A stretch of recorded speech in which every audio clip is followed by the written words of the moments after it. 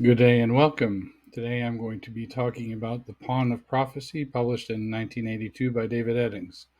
Um, the Pawn of Prophecy is the first book of a 5-book series, The Belgariad, which is a really, really fun group of books to read. This is not a complex story with a lot of ideas behind it. It's just a fun to read story. Back when I was in graduate school, um, the wife of a friend of mine used to read him The Pawn of Prophecy while he was taking a bath. He refused to read books, and she said, "Well, you're really going to like this book." He said, "I'm not. No, I'm not going to read books." So he'd be in the bath, and she'd come sit and read the book to him. And eventually, he said, "Okay, fine, I'll read the books." And he read the books, all 5 of them, and he loved them. And there was another kind of sequel to the Pawn of Prophet, the Belgariad, which was called the Man.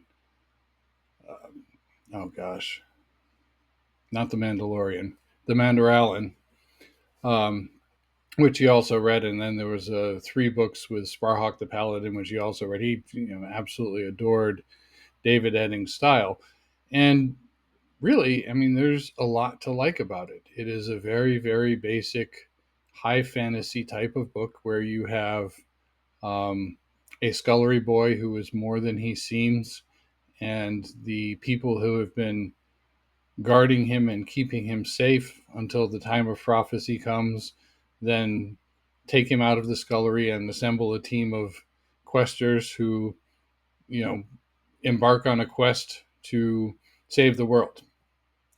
Very, very basic hero's journey type thing.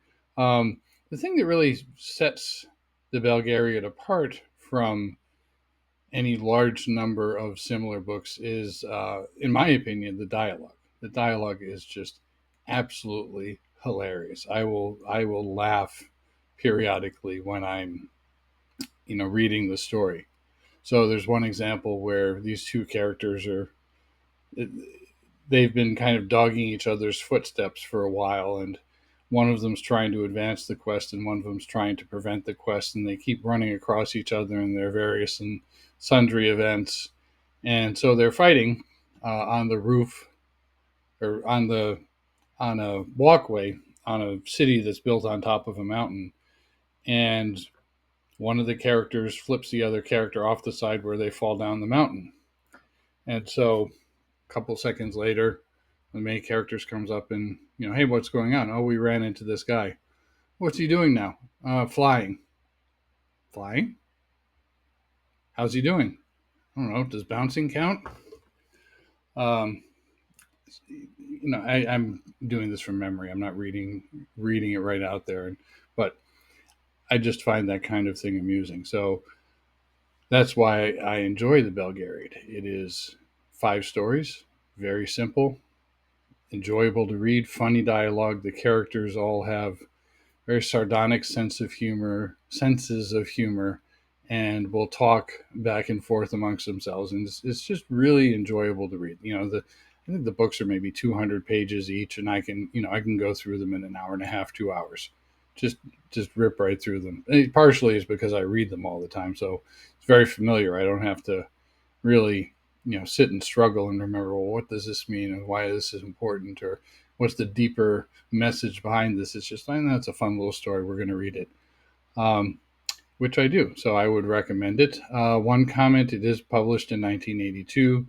and there are some significant women in the story, but they tend um, a lot of the women tend to be, what you would expect from an 80s novel. There's not a lot of strong, independent female characters, or modern female characters, however you care to phrase it. But, the characters are interesting and well developed. So it's enjoyable to read. Anyway, if you've made it this far, thank you and appreciate your time. I will talk to you later.